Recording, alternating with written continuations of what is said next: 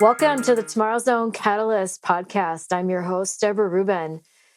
This conversation is part of our Future Shaping Leaders series, inspired by my book, Enter the Tomorrow Zone: How to Inspire Breakthrough Innovation and Shape the Future. And in our series, we're exploring how successful leaders are both thinking and leading while responsible for shaping the future inside of complex organizations and markets. So let's get into it. Joining me today is George Parker. He is the co-CEO of VenSource Capital and president of the Black Equipment Finance Network, where he is investing in people, expanding opportunities, developing leaders, and helping professionals advance their careers within the equipment finance industry. His professional career spans banking, leasing, entrepreneurship, and executive leadership, starting at Continental Illinois National Bank, where an early specialty lending role not only introduced him to equipment finance, but launched a lifelong passion for this industry. He was also co-founder of Leasing Technologies International and played a very key leadership role in guiding the company's growth and strategic direction. And I didn't know this, but I thought this was an interesting part of your background. George was a founding member and first treasurer of the National Equipment Finance Association, NEFA, which went on to become one of the industry's leading organizations. Throughout his career, George has been recognized for a strategic perspective, commitment to excellence, and a dedication to creating pathways for others to succeed. Just so cool. George, welcome to the show. Well, thank you, Deb. I appreciate the intro. As I was listening to you, I was trying to figure out, who is this guy? you know? But thank you. Thank you for that wonderful intro. I guess that's me. That is you. Yeah, what a cool background. So many things I didn't know about you, and I can't wait to hear your story today. So before we dive into it, though, I'd love, George, if you could just share kind of that 30,000 foot view of the work that you're leading and the strategic focus behind it.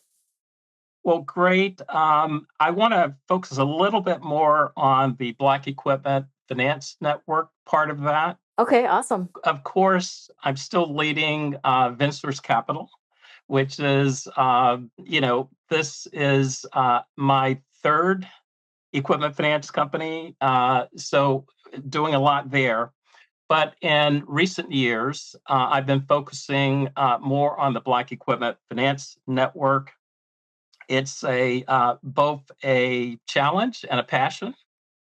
The challenge comes in the form of taking something that didn't exist and willing it into existence. Okay. I love it. I love that so much. With the help of a lot of folks, okay? And then secondly, the opportunity is to assist the industry in addressing what I think is a workforce challenge. And that workforce challenge is helping individuals, particularly underrepresented individuals, but this is individuals in general, find the front door to this industry. Yeah. Find the front door, and after you find it, find a way to do well in this wonderful industry that we have. And so that's 30,000 feet, what I'm trying to work on, and that's the format under which I'm working on it. That is so cool. So, I mean, this industry is so weird because it's the industry that makes business happen in our country. And then still, I run into so many people who have never even heard of it. And so I love that you're intentionally out there trying to help people find the front door to this industry that so many of us have been I don't know, so many of us kind of stumble into it and then we never leave. Like you said, you're on your third leasing company now. Exactly. Can't seem to get out of this, Yeah. I've been at it for a long time. So I'm finding get my way to the back door is hard. Well, I hope that's still far away. Sure. Absolutely. So, what sparked that commitment to both the challenge and the passion for this opportunity, and why does it matter at a strategic level? Well, there are a couple of things. One is about me as a person, and what I find interesting. Okay, so I find taking on challenging challenges interesting. Okay, I'm sure there are a lot of people like me in the industry and elsewhere. But secondly, I saw something there that I've known about for quite a while, and that is that the industry, for whatever reason, has been challenged. Okay, to demonstrate what it's about to folks who don't know anything about the industry. Okay, and these are folks who are very talented, who otherwise might find the industry very attractive, but they just don't know about it. Okay, um, if you look at underrepresented communities, like the community that I came from, they know absolutely nothing about equipment finance. Okay, it's not taught in schools. Okay, I very few of our relatives, okay, or friends work in the industry. Okay, and there aren't many ways to discover this industry without some kind of connection. Okay. And so that was the challenge that I was looking at. And I'll get into what I thought about to do about it. Okay. But that was the challenge. So, what you're saying really resonates because this is what I find too when I'm out and about and talking with people like equipment finance. What is that? I remember I was doing a future workshop for one of the charitable partners that we support, Create Minneapolis. They bring STEM education into inner city schools, and so I was doing a future workshop with high schoolers a Oh, couple summers ago. sure. And I thought they were going to want to talk about like robots and computers and AI and all that stuff. And when I mentioned I work in the equipment finance space, they leaned in and they got all excited. Tell us more about that. And so Yes. even at an early age, once they know that it exists, there's an interest there. So I love what you're doing to try to attract new talent to this space. So when you started this journey, when you began, where did you focus your energy to get started, and why did you choose that? Well, just to give you a little background, Beefin, as we fondly call it, started about 4 years ago. Okay. And quite honestly, it's something that had been on my mind for many years. The fact that I started in the industry over 35 years ago. When I started, I couldn't identify more than three or four Black professionals that I knew. Okay, and I've been around. I've attended the major Equipment Finance Association sessions and conferences and regional events. That was it. Three or four folks who I did get to know. Okay, but then over the next, I'd say, 20 odd years, 30 odd years, only a handful more did I know. Okay. And again, I helped found the NEPA, for example, very active in Alpha, know the folks at the CLFP Foundation, know the folks at the AACFB organization, and many companies are around the industry. And I still didn't know more than a handful. Okay. So I was sitting there during COVID and I came on the Alpha website and I pulled up I guess you would call it a Black History Month seminar.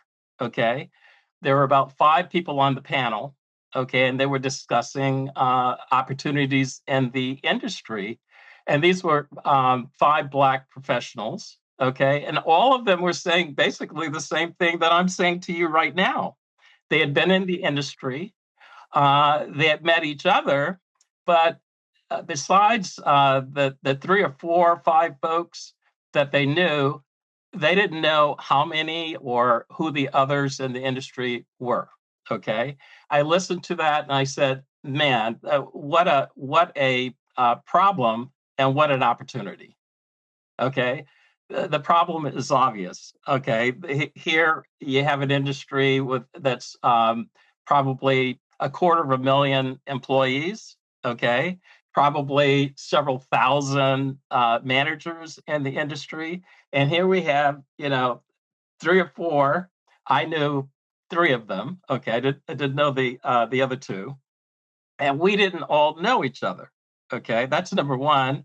And there was no format or organization or way for us to discover others that are in the industry. Number one, and to network. Okay, and so that idea came to me that maybe we could get together, see if there was an interest in this, okay, and see if we could start a networking group. I'm a big believer in networking groups. That's what NEPA is all about. That's what Alpha is all about. Those are wonderful organizations. They do a fantastic job. And I like the way that they approach things. And so I thought, well, we're not going to have that. Okay. But maybe we could have a networking group that can do some of the same things, more of a industry resource group that would bring the members, allies, and sponsors, and folks that want to focus on this, bring them together, and that began what has become the Black Equipment Finance Network. So cool. What was that early response like when you first got started I with it? was surprised. I was surprised. What surprised I you? contacted Eric McGriff. He was one of the Mhm. panelists. Mhm. Okay. I contacted Laverne Gordon. She wasn't on the panel, but I had known her for many years. Nancy Robles and a few others. Each one of them felt the way that I did, and everybody was excited about this. What if we could pull together a networking group, at least get these folks to meet each other, network, perhaps develop some kind of community, and we were able to do it. So that was it was exciting for me that everybody that I contacted was just as excited, if not more excited than I was. So cool. I mean, just to go from like, hey, I see a problem, I see a challenge, to actually stepping up and taking action to do something about it, but then involving others in the work. It just makes such a difference. Well, Deb, I think part of it is in my entrepreneurial roots within the industry. I've been more or less an entrepreneur since I got into the industry. I did start off at a large bank in Chicago. I did that for about 6 years. And then from there, I joined a customer. And my journey since then has been more on the entrepreneurial side, starting organizations and companies. And, so I was fairly comfortable with that. I'm kind of like that too. I love starting things. Yes, yes, yes, yes. It's the best, high energy. High energy. Yeah. So as you were moving along and kind of, taking on this challenge, bringing this vision to life, like you said earlier, willing it into existence, what are some of the trends, signals, or even structural shifts that you may have noticed along the way that influenced your approach to this work? I'm glad you brought that topic up, and I could speak on this for an hour, but I'm not. All right. One thing that I discover, and this is a trend, and it sort of plays into what you're working on. Okay, and what I found is certainly everybody's time is limited, including mine. We all work on other things, and we can only plug in, okay, to do this work, okay? Um, what I wanted to do is to focus, have an organization that focuses on some of the things that we've been talking about, and be able to plug people in, okay, and be able to leverage technology where possible to empower us and to multiply what we could do. And so, what I discovered along the way, and interestingly, when I started, AI was not a big thing. Okay, of course we have computers, and we have the internet, and we have social media and all that good stuff, but AI wasn't a big factor. Now AI is everything. When I say everything, I mean it's multiplied what we can do by a factor of 20, as far Awesome. as I'm concerned. Wow. And I'm finding new ways to leverage AI for communications, for keeping us organized. Our newsletter. Um, we have we have written series that we're working on for career development. We have outreach to the colleges. We have collaboration with the industry organizations, NEFA and Alpha and CLFP Foundation. We have a lot of things going on, and the AI has become my second my second in charge in terms of helping me to get this done and get the work of VinSource done. Wow. That is so cool. A 20x multiplier. I just love the way that you've embraced it. I I think mean, that's conservative. it probably is. It probably Yes, is. yes, Yeah. yes. Especially, when you're taking on a project like this, it's probably not your full time endeavor. And Correct. so, yeah, I mean, AI is such a great tool to not only augment, but accelerate and Yeah, amplify yeah. what we can do. And so I love the way that you're using it to move things forward. So, what is an example of one area? You mentioned a whole bunch of examples of how you're using it, but do you have any stories of like maybe like a surprising multiplier story when it comes to AI? Sure. So here's a recent use. Okay, so we recently started working with some HBCU colleges to offer scholarships. So this is the first year Beacon offered 2 scholarships. We were able to work with several sponsors. Okay, we have wonderful sponsors. Okay, and we were able to work with NEFA's Chris Walker Fund. Okay, so that those are the funding partners, and we used AI to help us with the forms. Okay, we had online application forms. Okay, I was able to generate that probably in 10 minutes using Airtable, which is a free, free database for organizations like ours. Okay, we were able to, identify the schools and do research on the schools using AI. Okay, of course, I reached out to the CLFP Foundation, which has relationships with a lot of the schools, and they gave me further directions on ones to target. Okay. We were able to identify students who might be interested and get the word out. Okay. Using AI and Canva and social media. Okay. So we did that. So at the end of the day, we wound up with about 30 applicants. Okay.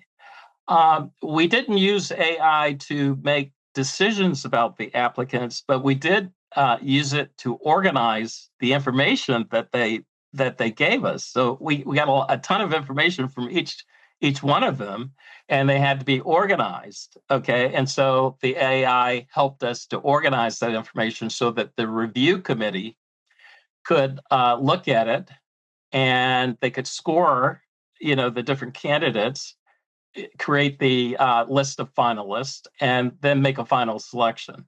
And so that made that probably turned the process from months into a couple of weeks to get all that done. And that's just phenomenal. That's incredible. I mean, this is more than just efficiency. It's actually kind of almost like a time machine if you think about it. When you can compress the time. Well, I never thought about it like that, but now that you say it that way, absolutely. Yeah. I mean, we can think of time totally different because now we have completely new capabilities. Like, what can you take on next? Exactly. So my newest, now that you mentioned Next, my newest project is developing a career series. Okay. Oh, say more about that. I call it one of BFIN's products for creating a front door. Okay, I talk about this front door stuff a lot. And what I mean by that is most of us stumble into the industry. I call that a side door. We we all find a side door to get in here. Okay, and once you're in, they have you. But I haven't found like a revolving door. Yeah, that's right. Some of us have revolving doors, but fortunately, we don't. Okay, but at any rate, what's happening is, and this is particularly for this generation, okay, and how they experience things, okay, but we don't have like some other industries where there are courses in school where kids can learn about the equipment finance industry, okay. We don't have a big presence at the universities, where we have large training programs for the large companies where they send folks in to recruit for their training programs. That just doesn't exist in our industry. Okay, so we're unique in that we are a substantial industry, $1.4 billion. Okay, 250,000 or more workers in the industry, and people don't know about us. Okay, they haven't heard about us. Okay, part of it is that we're B2B. So, we're not so much retail unless you're doing a car lease or something like that. But getting back to the students, they haven't heard of us. Okay. And so our challenge and what we're working on is a series that will take a student from what is equipment finance and why should I care about it?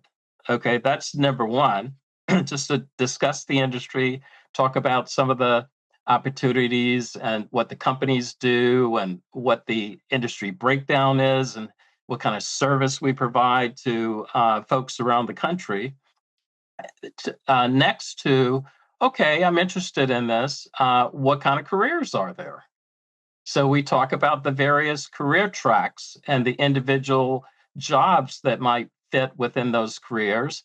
And if you're someone interested in relationships, we'll talk about how maybe new business development and originations might work for you.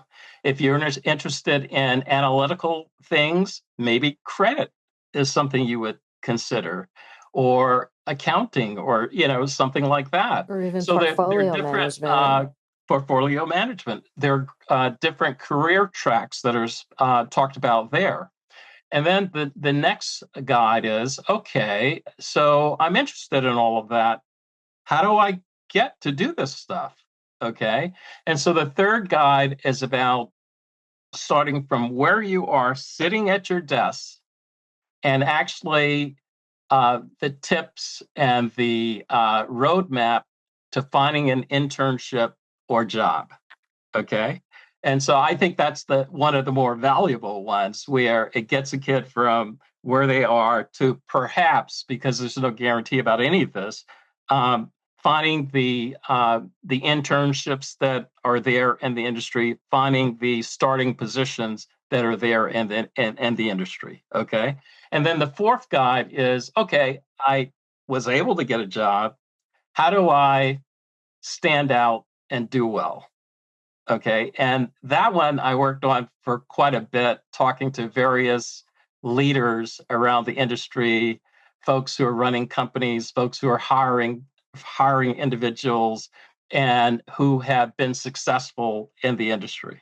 Okay, so that is the starting part of the series. I have a few other ones that I'm working on how to prepare for AI as you approach the industry. That's going to be big. I haven't gotten to that yet, but I'm working on that one. Okay, and so there'll be like six in this series, and we have four that are done now.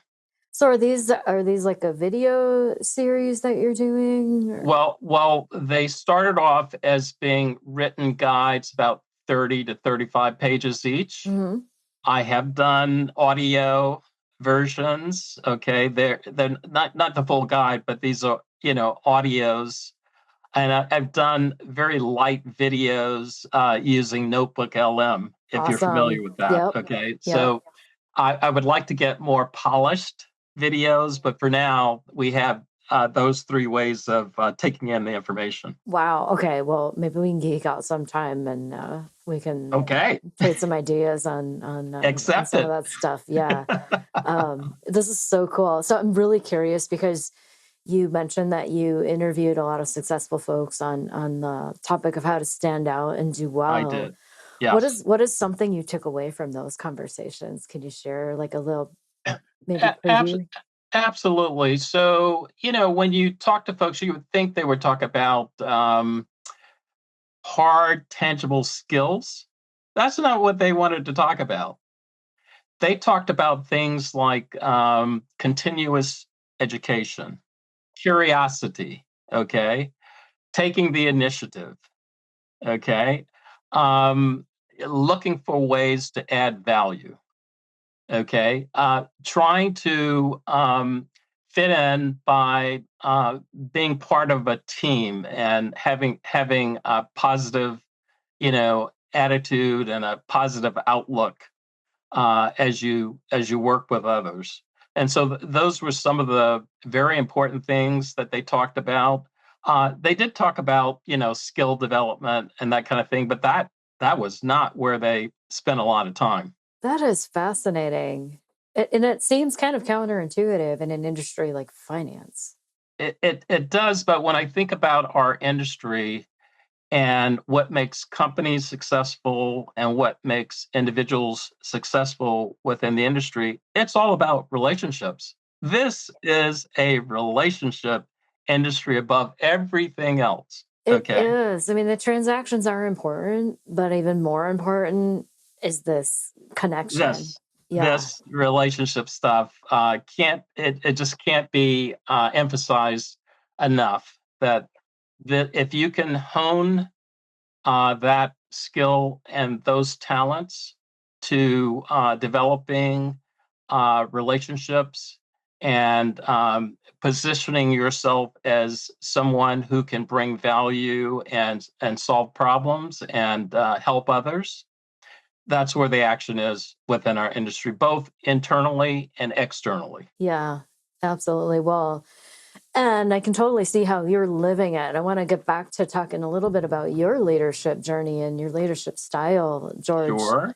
So, along the way, what is an assumption or a belief or even a leadership habit that you actually had to change along the way in order to make progress on this challenge? I touched on it, but I want to circle back to this. Okay. Everybody's busy. Okay. I'm busy. The leadership team that constitutes Beefin is busy. The members are busy. Everybody's busy. Okay. And so we have limited time and energy that we can devote to almost anything. Okay. And most of us are devoting it to what we do, for a living. Okay. That being said, as a volunteer group, I had to change the way that I think about things. Okay. And this is both where technology comes in and then just me adapting to the situation that I'm facing. Okay. So, in terms of my leadership style, I had to adjust to trying to fit people in, pull on their talents and their interests, and plug them in so that they could help move the needle. Okay, so it's like certainly I'm used to tapping into resources. Okay, my whole career has been about that. I started with nothing, and then trying to pull resources together so you have something to offer. Okay, so this is a different challenge for me. It's like all these people, they don't work for you. Okay, they are okay with working with you. Okay, and that's fine. I'm used to that. I'm a team guy, trying to encourage folks to share the vision. Okay, and I can help uh, tell people where to plug in so that we focus and get things done. But then getting folks to plug in ways that fit for them. That's been the challenge. It's an ongoing challenge. I think we're doing it, and so that's a transition for me. Getting folks to plug in and get things done. Yeah, yeah. Well, and it is tough when you're working with a volunteer army, for sure. Yes, it's a volunteer army.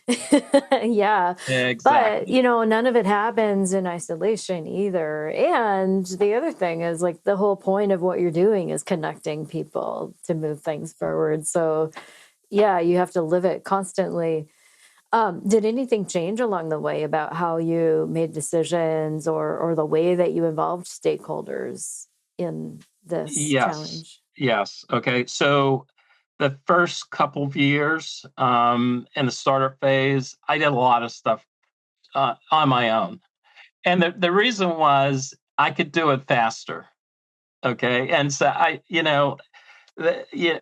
being a leader, you have to make decisions. Okay. And so you can task someone else to do something and then just kind of wait for them to get it done. Or if you know you can do it quickly, you just go ahead and do it. It's Okay. such a tough trade-off too when you're It's a starting tough up. one. That's a tough one. I'm a yeah, let's get this done. I could have done that 2 days ago. Yeah. I'm gonna do it, take care of it. Okay. In the last year, I backed away from doing it that way for the obvious reasons. First of all, I can't do everything. Okay. And I know that. Okay. Secondly, it's not good practice. Okay. George has to work harder at plugging people in and allowing them to get things done and waiting for them to get things done. Okay. So, most recently, I have tasked different parts of Beefin to the leadership team. And I'm just impressed. They are stepping up and, we're getting more done. And also appreciate that they have limited time. So, you get that balance also. But if you can give people, the tangible areas where they can make an impact, help them. Okay. I help them to coordinate different things, but allow them to take the lead and get things done. So, the perfect example is Will Dalton at OC6, I think is the name of this firm, Capital. Okay. Um, he's the chief risk officer there and one of the principals there. Okay.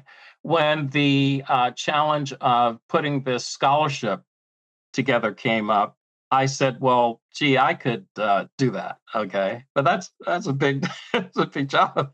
I got other stuff that I need to work on, and if I could get someone who could step in and lead this, that would be great. I got Will. He stepped right in. We put a team together from Beefin. He got the whole thing done. Okay. He wasn't as up on AI as I was, so I did a lot of the AI stuff to work along with him to make sure that that the information was flowing. But he got the looking at the different applicants, scoring them, coming up with finalists, coming up with the awardees, and actually helping to notify everyone. And so that was very helpful. That's something that was done. We had the Mixer in Chicago this year. That was led by Beverly Malone and Laverne Gordon. They did the whole thing there. Okay. And so, we have these different things going on. I do most of the newsletter. I'm trying to find somebody who I can work with to help me with the newsletter. And so there are different things that we do. And slowly but surely, we're having folks to step up and take on parts of this. That is so awesome, because now you're kind of creating a new front door for them to take leadership within BFIN. Exactly. I'm also looking for a way that BFIN can move forward without having a central character like me. I realize I'm a character, and there are certain things that I'm very comfortable with doing. As I mentioned, I'm very entrepreneurial, and I'm looking to keep BFIN going. I think it's a fantastic idea. I think it's been very successful, and I want to see continuity. And so I think that's probably the way that it's gonna continue, is to make sure that folks can take on different aspects of it. Yeah. Well, and this is kind of like a typical journey too in any startup. Is you've got the startup phase and you're kind of making awesome happen in founder mode, where you're asking like, how can I do this? How can I do this? But there always comes this shift where now you're starting to ask, who can do this? Yeah, exactly. Yeah, and that's where we are now. Yep. So as you look ahead, George, what feels most critical to get right next so that you can maintain that long-term vision and relevance? I need to finish laying off parts of it. And the parts of what we're doing to the leaders that we have. Okay. As we look to recruit new leaders within the organization. So, it's not an uncommon problem within the industry. I mean, we have leadership that has to have continuity. And so at BFIN, I'm trying to figure that out. I think there are lots of organizations around the industry that's trying to figure the same thing out. It's different for different ones, but we have aging leadership in the industry. There's a lot of experience, knowledge, know-how that would literally walk out the door if everybody retires it at once. Okay, and for BFIN, it's similar in terms of me being very involved, and now trying to get other folks very involved. And so I need to keep going with that. That's my main challenge this year. The second one being to open this front door. Yes. So, wow, I can't believe how fast the time flew by. Yes. How about that? I can't believe it. We've been in one. But it's so fascinating. Like, I just love watching a leader take a vision that they're passionate about. And, I love what you said, willing it into existence. It's always so amazing to not just step back and go, hey, I see a problem, but to step up and do something about it with intention, with passion, with grace, but also a long-term vision for continuity. Like, what does this work look like beyond me? And exactly. that's huge. So we're to the top of our time, but I do have a lightning round that I prepared for you, and we kind of have fun with this. Let's go lightning with the guy that doesn't do lightning. Let's go lightning. Yeah, let's go lightning. Okay, so the first one is a fill in the blank. Long-term relevance requires blank. Persistently adding value. Love it. Okay, this is one word. What word best describes what this work has demanded of you personally? Empowerment. Ooh. Empowerment. Awesome. Yeah, how to do that. Awesome. So good. Wrote a whole chapter about that. Yeah, you could write a book about that. Yeah, It literally is finding ways for me to empower others. That's what it's all about. All right. What is a signal or shift that you believe leaders might be underestimating right now? In my gut, okay, I don't think we're ready for this technology, okay, this AI technology. I'll tell you why. I don't think we are paying enough attention to what it's going to mean, okay? So we have this cognitive technology that's evolving very fast, okay? And we have to figure out how to work alongside it, okay? That is not something that I think is going to come naturally because it's cognitive, okay? It's not like our PC or the internet or any of those things.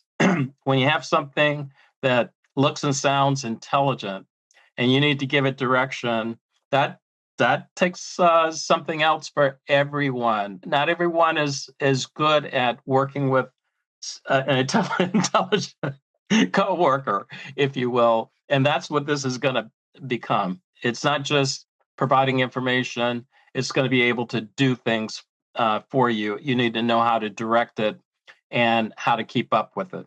Yeah. Yeah. I agree. And maybe we need to get together and just geek out on that for a while. Yes. Yes. I don't think folks realize what's going to be happening here, and it's coming very, very fast. Yeah.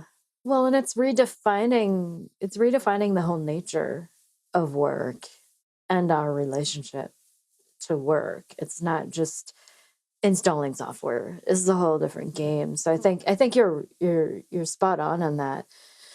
Final question.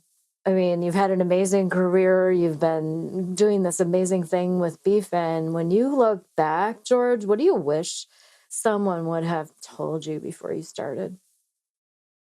I wish it's really about a few things about myself, okay? Observations that I've been able to make, over my career that I wish folks could have pointed out earlier for me.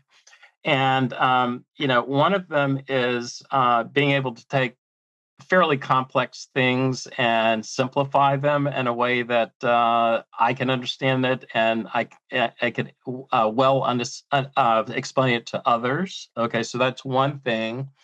And then to use my intuition more and my judgment a little more, have more confidence in that.